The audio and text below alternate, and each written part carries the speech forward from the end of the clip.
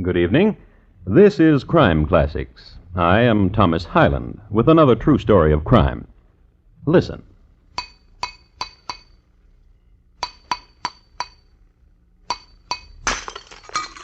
The glass you just heard broken was not ordinary glass.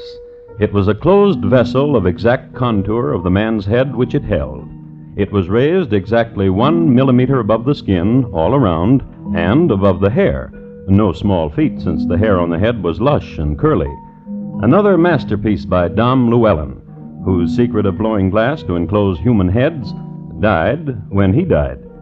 Dom Llewellyn had been called in to do a job of work on what was left of Mr. John Hayes, which was all above the neck. So tonight, my report to you on John Hayes, his head, and how they were parted.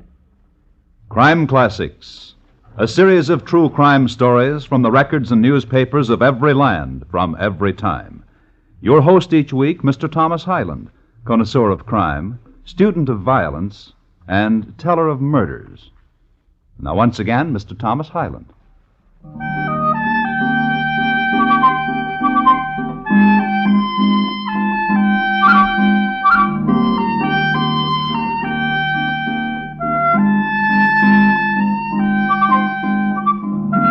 The 18th century was only a few years old, and the town was Warwick, and the season was spring. Things were budding all around, trees, flowers, and there happened to be a 16-year-old girl named Catherine Hall. She appears suddenly in history, this girl, walking down the road. Suddenly, because nobody knows what parentage put her there. Isn't that nice? A young girl swinging down a road in May.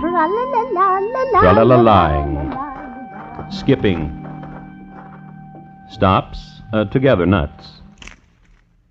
And alongside her, 3 soldiers, officers of His Majesty's Dragoons, and gentlemen. Gentlemen 3, and guardians of Catherine, and Lieutenant Ombersley has the papers in his bandolier to prove it. Guardians and their ward at a crossroad. Catherine? Yes, Uncle. Uncle Fred and Uncle Ned and I think the time has come. For what, Uncle? The time has come. Do not be shy. How is it that always you are shy when the sun shines? We have a wedding gift for you. Uncle. From all of us to you. Uncles. The gift, here, a scarf. Uncles. We'll miss you. And I you. And the time now to tell you of him, of the man you will marry. Of the man who comes down this road anon to take you from us, from Uncle Fred and Uncle Ned and myself. Is he as tall as you? He is very rich. Is he as handsome as Uncle Ned? He is very rich. And has he the strength of Uncle Fred? He is very rich. Then I know I shall love him well. Catherine. Yes, Uncle. Your duties as wife. Yes, Uncle. Always water in the pail, and loving nuptials cannot fail. And? Happy marriage in a springtime day, child in the cradle on New Year's Day. Oh, yes, Uncle. Oh, yes, Uncle. He is prompt. I die with impatience. He has a fine span of horses, see? Oh, trembling. Oh, John Hayes! Oh! You, girl, if your name be Catherine, get in. Uncle? Get in, girl, get in. A kiss, Uncle, for farewell to you and Uncle Ned. Which we did in tears and kisses the whole night past. Get in, girl, get in.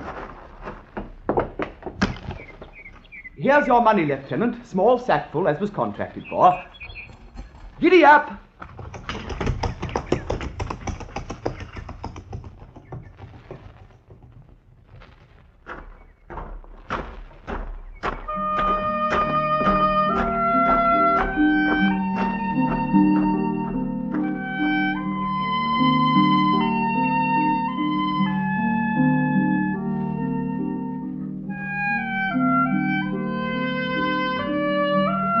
They were married that night, these impetuous 18th century lovers, these young people, Catherine Hall and John Hayes. History records that it was a rather hectic marriage.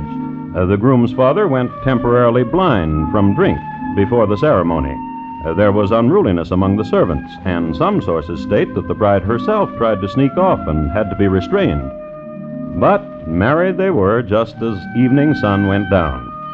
And that evening, after the house of John Hayes had quieted down, after the pig had been eaten and the toast drunk, after the celebrants had gone home and the windows bolted and the doors barred, after all these things...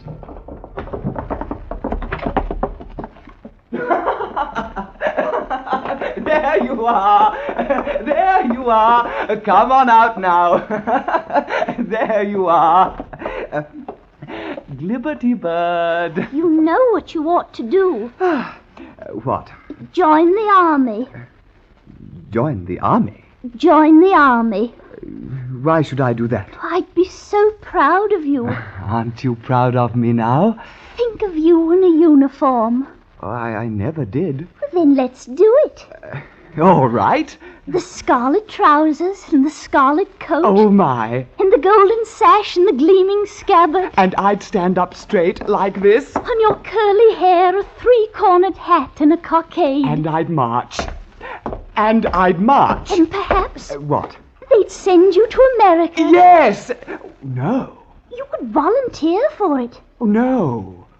You'd miss me too much. You'd suffer. Oh, I'd write to you every day. Well, the boats to America do not sail very often. I'd knit things for you and bake things for you. But mostly...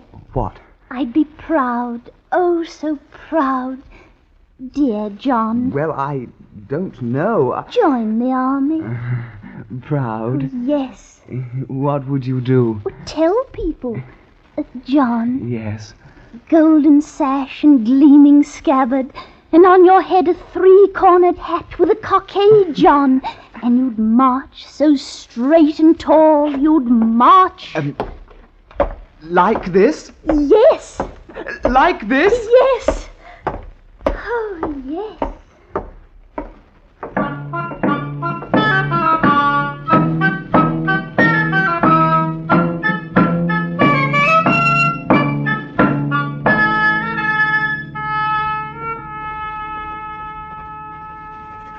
Dear Father, I am writing this letter to tell you that I have just come back from a 20-mile march under full pack, and I do not like it.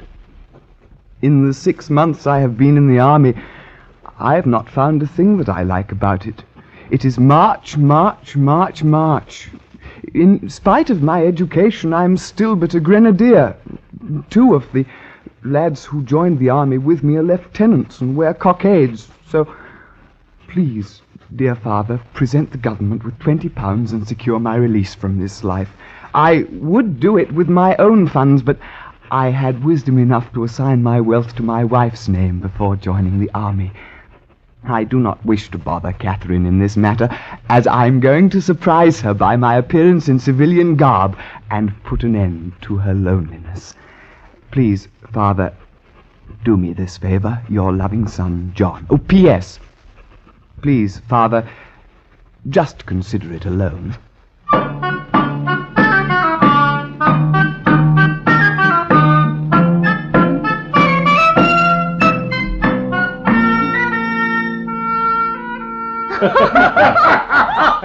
That curious tailor from Tottenham. Oh,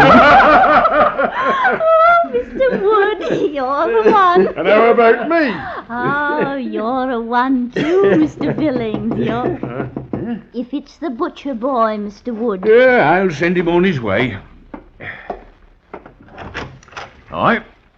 Who are you? Who are you? I am John Hayes. Who? John Hayes. Oh, he be in the army. Not now. I am John Hayes, and I've come home to my wife. Where is she? Catherine! Who is it? Catherine! Catherine, I'm home! Dirty deserter. No. Oh, shame. Oh, listen, I'm out of the army. But you cannot be. I just sent you a sweater. I'm out. My father paid a bounty for me, and I'm home again. Who are these men, Catherine? I'm, Billings, the cooper. I be Wood, the alehouseman. Tradesman? I?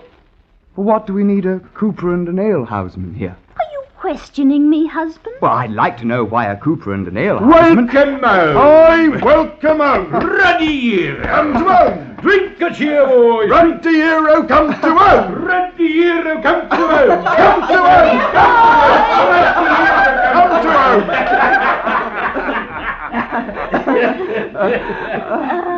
Oh, husband, Dear wife. I was so proud of you when you were gone. And you told people. Oh, yes. Drink a cheer! Here! Drink a cheer! And now, wife. We will celebrate, you and me and Mr. Billings and Mr. Wood. Well, I Happy thought. We'll have a celebrate. John, you're dusty from the road. Go wash. There's a full pail, always waiting for your return. Go wash. Yes. Mr. Wood, Aye, Katie. Mr. Billings. How did you come to marry such a one, Kate? He's very rich. And he's come home. His wealth is assigned in my name. I receive it but in driblets. Poor lady. Shame. If I were a widow, The money? all at once, all mine, Billings? Aye. Let's make a widow. And how to do that? You kill an husband, you make a widow. Ain't that an axe above the fireplace? dear friends, I washed Catherine. I was proud. Ruddy hero.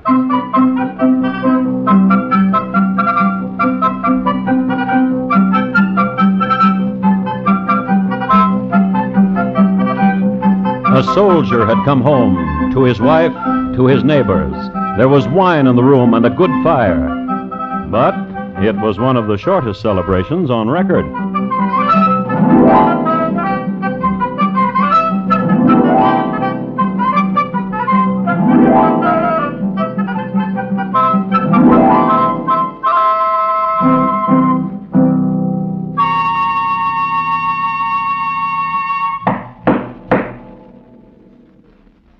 You are listening to Crime Classics and your host, Thomas Hyland. This Saturday night, learn the true details of the Wheel of Misfortune case on Gangbusters. When a wheel, gangland terminology for a driver in a crime, runs afoul of the law, he cuts himself out of the crime in question.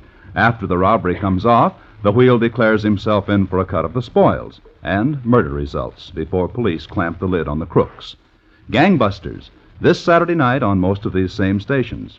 The same evening to listen for CBS Radio's thrilling Gunsmoke series. And now once again Thomas Hyland and the second act of Crime Classics, and his report to you on John Hayes, his head, and how they were parted.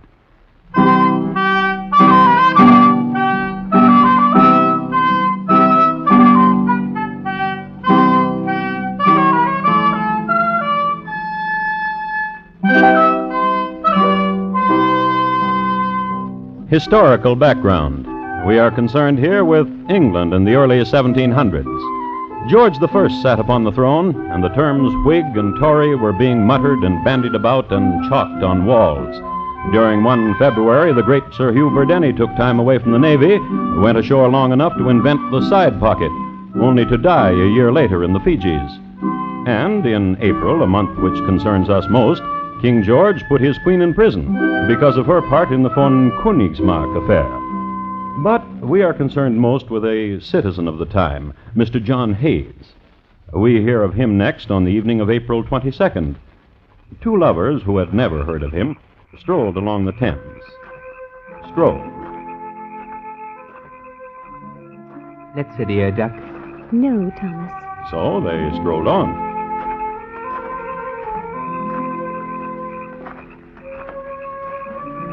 Mary. Duck. Let's sit here. Oh, no. And on.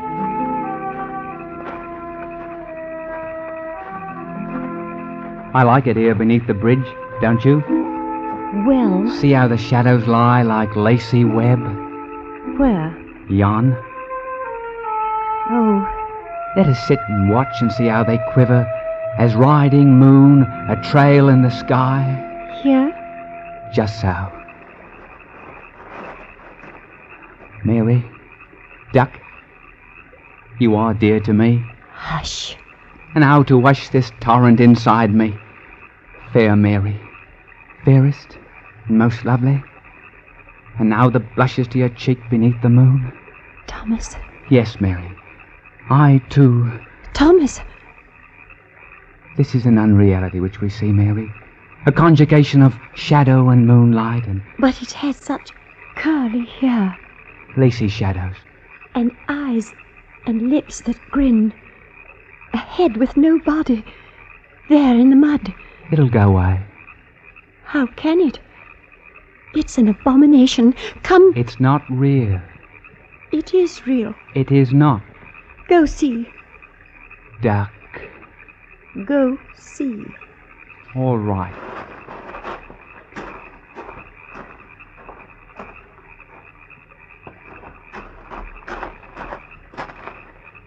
Well, Go. a head Of a man. of a curly-headed man. I knew it. Thomas Ascot, I did not want to come down here in the first place. You made me. You made me. A head. Go.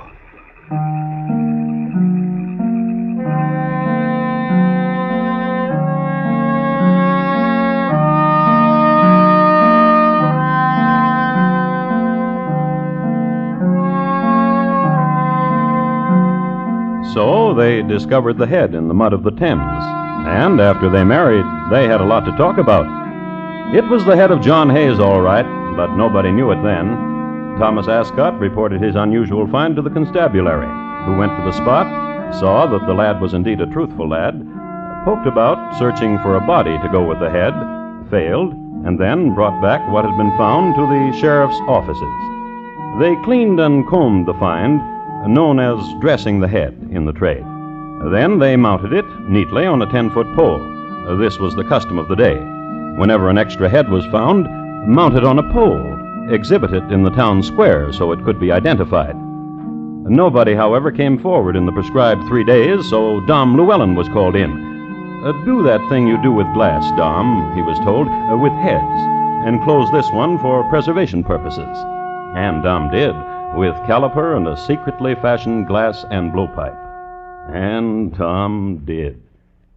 In the meanwhile, back at the home of Catherine Hayes, she's just stepped out of her door on her way to the cheese stall. Mrs. Hayes! Woo! Mrs. Hayes! Good morning to you, Mrs. Martin. Good morning to you. Marketing? Marketing. Mind you if I go along, if I walk with you? Neighbor who walks alone, neighbor's alone. Aye. Wise was the poet who first said that. Mrs. Hayes, Yes, a question. ninny do. How go your two boarders? Apace. So? Yes. Mr. Wood is an attractive one. Wouldn't you say? In truth, I had not noticed. Nonny, nonny, nonny. In truth. I suppose you'll say you have not noticed the prettiness of Mr. Billings. Not at all. Through the goodness of my heart for poor tradesmen, they live in my cellar. Truth, I never see them. And Mr. Hayes, your husband. Of him, what? I have not seen him. I heard he has returned from the army, but I have not seen him. No wonder. No wonder. If he is on his way to Portugal, how could you see him? How indeed? But Mrs. Hayes, Yes. so long he was in the army, then home to such as young and comely as you, then within 4 days he offs to Portugal. Oh, restless John. My last words to him as he left. Restless indeed. Huh. Would that my husband were restless like that, and off to Portugal. And a cooper like that Mr. Billings about. Some has all the lucky.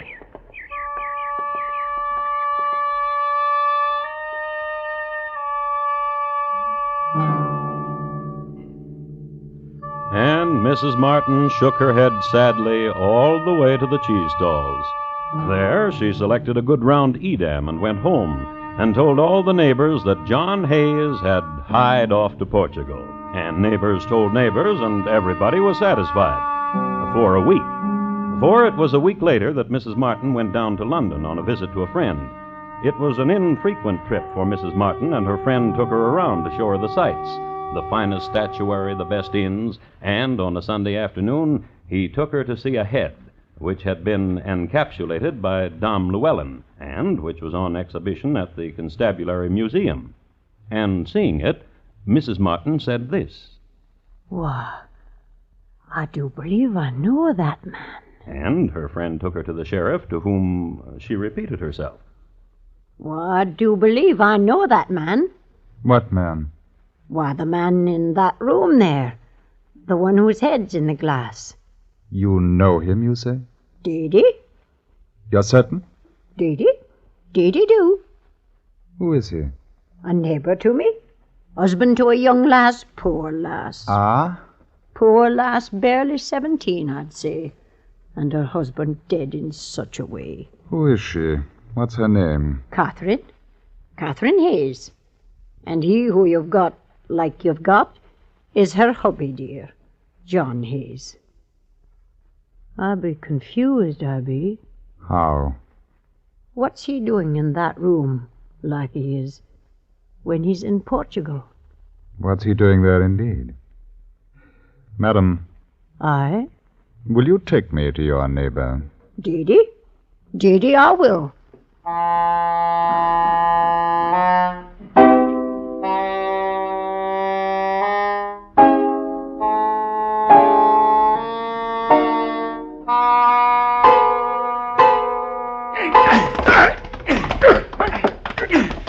We've had enough of you around, Katie and I. We've had enough of you around, Katie and I. What say you, Katie? Settle it between you. Listen to me, alehouse man. I'd as soon slit your gullet as look at you. And I'll do it if you don't leave us alone. Talking. It's all you're good at, Billings. Come to me so I can let the air out of you with a knife. Aye! Now settle it between you.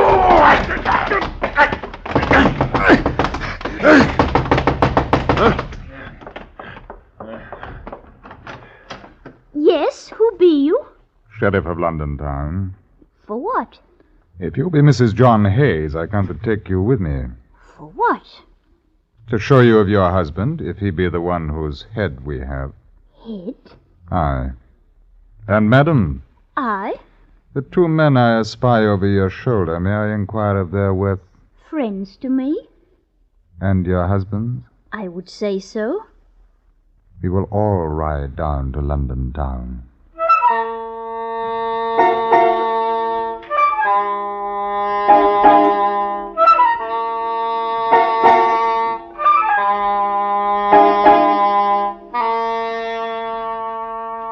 And now, Mr. Wood, I will show you a thing. Come with me. Look, you. Who is this man whose head is in this glass? I do not know. Who is this man? I do not know, I swear it. I am a pious man. And when I swear a thing, it is sworn to. And it is the truth. Very well. Sit there.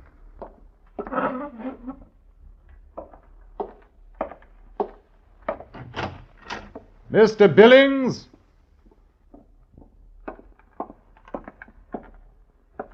Close the door, please.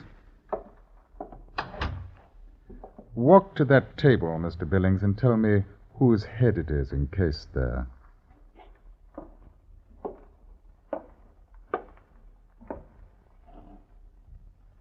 Mr. Billings? Aye. What have you done with the rest of Mr. Hayes? Mr. Hayes? Did you put an axe in such a way as to sever his head? Me? You. No. Very well.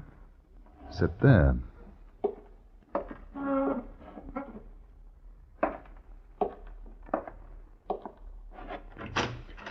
Mrs. Hayes, please.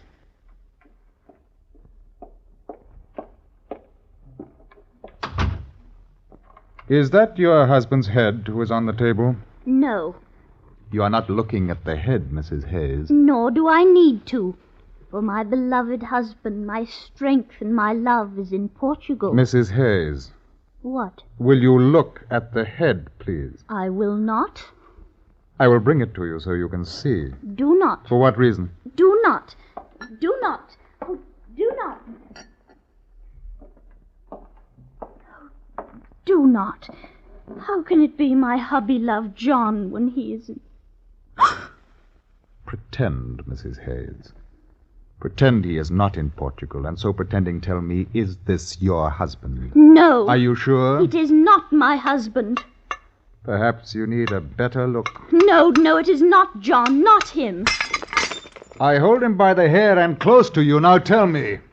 John, hubby-love. Your husband? Yes, oh yes. And how got he here?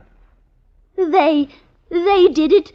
Billings and Wood. Say, liar! No shame and no lies. You, the two of you evil men, killed him and severed his head. Aye, while you fetched a pail to catch his head. And laughed as you caught it. In the name of His Majesty, I charge the three of you. Charge them, not me. The three of you.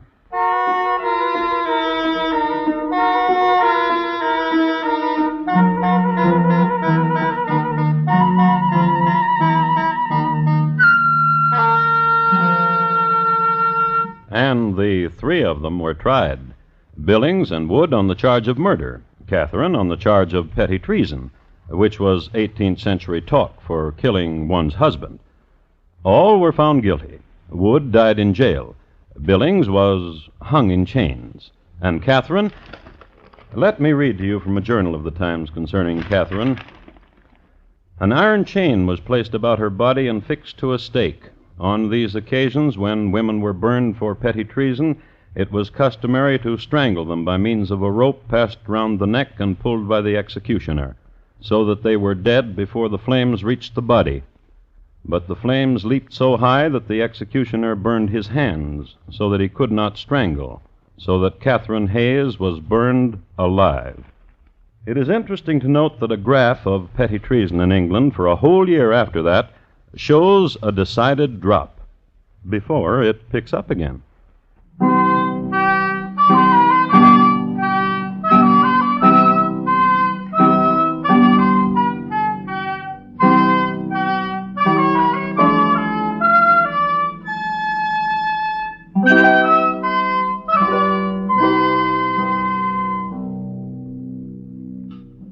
In just a moment, Thomas Hyland will tell you about next week's crime classic. John Hayes, tonight's crime classic, was adapted from the original court reports and newspaper accounts by Morton Fine and David Friedkin. The music was composed and conducted by Bernard Herrmann, and the program is produced and directed by Elliott Lewis. Thomas Hyland is portrayed on radio by Lou Merrill. In tonight's story, Betty Harford was heard as Catherine, Jeanette Nolan as Mrs. Martin, and Alistair Duncan as John Hayes. Featured in the cast were Ben Wright, Richard Peel, Charles Davis, and William Johnstone. Bob Lamont speaking. Here again is Thomas Hyland. Next week, Mahadwat, India, in the year 1894. We will concern ourselves with a father and son who just didn't get along, to the point where one of them had to go. My report to you will be on Rashi among the crocodiles and the prank he played. Thank you. Good night. From the stars of old Vienna to Rodgers and Hammerstein, hear a cavalcade of musical treats illustrating how easy it is to become stage-struck the Broadway musical way, with Guy Bolton and P.G. Wodehouse as guides. Hear the evolution of musical comedy Friday night, when CBS Radio presents Stage Struck. Lionel Barrymore's Radio Hall of Fame is great Sunday night drama on the CBS Radio Network.